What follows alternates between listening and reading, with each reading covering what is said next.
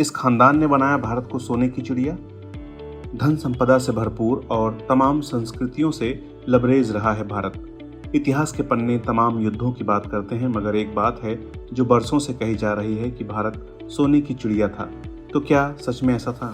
कौन लोग थे वो जिनकी योजनाओं और कामों से भारत धनी बनता गया?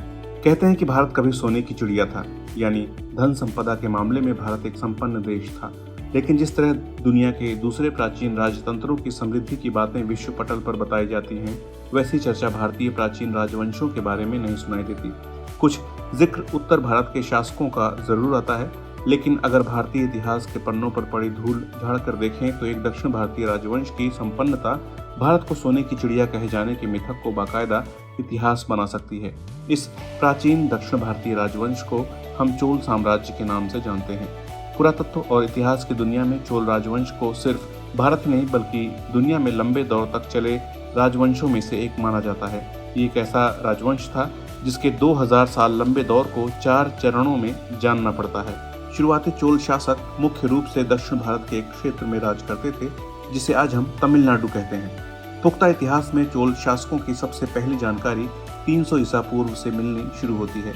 दक्षिण भारत का प्राचीनतम साहित्य माने जाने वाले संगम साहित्य में भी चोल राजाओं का जिक्र है। यहाँ तक कि सम्राट अशोक के शिलालेख संख्या 13 में भी चोल राज्य से उनके संबंधों का उल्लेख है।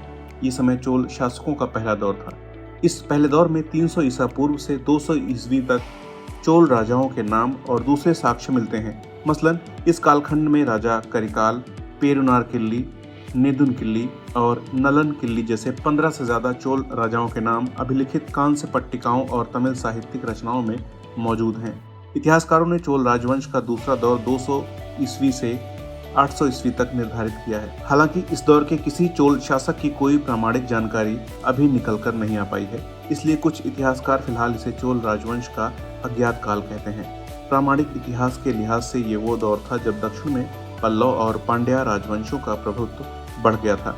चोल राजवंश का तीसरा और सबसे महत्वपूर्ण दौर रहा 848 ईस्वी से 1070 ईस्वी तक। इस दौर में चोल साम्राज्य ने अकल्पनीय विस्तार किया। ये कालखंड पूरे भारतीय इतिहास का निर्णायक मोड़ है। चोल साम्राज्य के इस तीसरे चरण यानी आज से 1000 साल पहले भारत का ये गौरवशाली काल चोल राजवंश के 2 सबसे पराक्रमी राजाओं का था। इनमें पहले राजा थे राजराज चोल और दूसरे हुए उनके बेटे और उत्तराधिकारी राजेंद्र चोल प्रथम। उसके बाद चोल साम्राज्य का चौथा और आखिरी दौर 11वीं से 13वीं सदी के बीच रहा। बहरहाल चोल साम्राज्य का सबसे वैभवपूर्ण और स्वर्णिम काल उनके शासन का तीसरा दौर ही माना जाता है। कुछ इतिहासकार मानते हैं कि तीसरे दौर यानी मध्यकालीन चोल शासन की स्थापना 848 ईस्वी में विजयामल नाम के एक चोल राजा ने की। विजयामल ने ही दोबारा दक्षिण में चोल राजवंश की पकड़ बनानी शुरू की। उसके बाद के चोल राजाओं ने पांड्या, पल्लव, राष्ट्रकूट और चेर शासकों से कई युद्ध लड़े और एक बड़ा दक्षिण भारतीय क्षेत्र चोल शासन के अधीन कर लिया। इसी दौर में तंजौर उनकी राजधानी बनी। उसके बाद 985 ईस्वी में राजा बने राजराज चोल। राजराज बेहद पराक्रमी राजा थे। उन्होंने पल्लव, पांड्या, चालुक्य और चेर राजाओं के कई और क्षेत्र जीतकर अपने साम्राज्य में जोड़े। दक्षिण भारत में अपार सफलताओं के बाद भी राजराज चोल अपने साम्राज्य का विस्तार और बढ़ाना चाहते थे। उनकी इसी नीति के कारण भारतीय इतिहास में एक नया अध्याय शुरू हुआ। इतिहास के कालक्रम में पहली बार किसी भारतीय शासक ने दूसरे देशों की तरफ कूच किया। मसलन राजराज ने श्रीलंका यानी तब के सीलोन पर हमला कर दिया। भारत के बाहर चोल साम्राज्य के विस्तार की ये शुरुआत थी। राजराज के बाद सन 1014 में उनके बेटे राजेंद्र चोल राजा बने। उन्होंने अपने पिता के साम्राज्य विस्तार के अभियान को आगे बढ़ाया। दक्षिण भारत में अपने विस्तार के बाद राजेंद्र चोल ने उत्तर की तरफ चढ़ाई की। उड़ीसा और बंगाल के कई क्षेत्र जीत लिए। बंगाल में तब पाल राजवंश का शासन था। इस युद्ध के लिए चोल सेना ने गंगा नदी को पार कर हमला किया और विजयी रहे। इसके बाद राजेंद्र चोल ने दक्षिण में कृष्णा नदी के किनारे एक नई राजधानी बसाई जिसका नाम रखा गया गंगई कोंडा चोलपुरम, जिसका अर्थ था गंगा को जीत लेने वाले चोल का नगर। यहाँ तक कि बंगाल की खाड़ी जो दुनिया की सबसे बड़ी खाड़ी है, इसका प्राचीन नाम चोल झील ही था। ये नाम कई सदियों तक चोलों की महानता को बयां करता रहा। बाद में इसका नाम कलिंग सागर किया गया और फिर अंग्रेजों ने इसका नाम बदलकर बंगाल की खाड़ी रख दिया। अक्सर ये सवाल उठता है कि दूसरे देशों में जाकर चोल राजाओं के युद्ध लड़ने और जीतने के पीछे राज क्या था। कहते हैं कि इसका सबसे बड़ा कारण था उनकी पराक्रमी और अपने समय की अत्याधुनिक चोल नौसेना।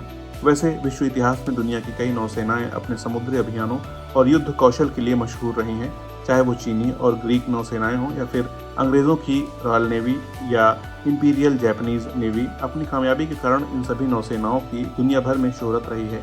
लेकिन इतिहास के पन्नों में दर्ज इस बात पर भी गौर किया जाना चाहिए कि प्राचीन इतिहास में उस समय चोल साम्राज्य की नौसेना का लोहा पूरे विश्व ने माना था।